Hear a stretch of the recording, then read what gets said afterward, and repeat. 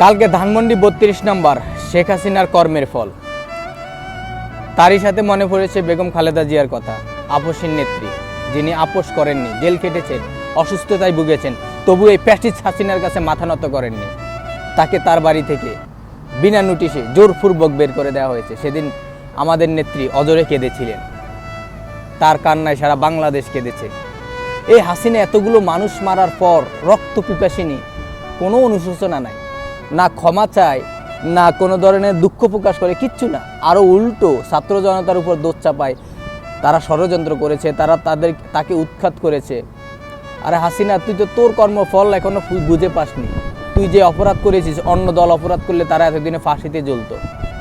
সুতরাং 6 মাস ছাত্র জনতা সুযোগ দিয়েছে, নেতা কর্মীদের সুযোগ দিয়েছে, তোকে সুযোগ দিয়েছে, আওয়ামী লীগ দলকে সুযোগ দিয়েছে। আর না, বহুত হয়েছে। তোরা ব্যানার ফেস্টুন ছাপাস, অফলাইনে অনলাইনে ছাত্র জনতাকে হুমকি দেশ। তোদেরকে ছাত্র জনতা অনেক সুযোগ দিয়েছে, আর দেওয়া হবে না, আর ছাড় দেওয়া হবে না।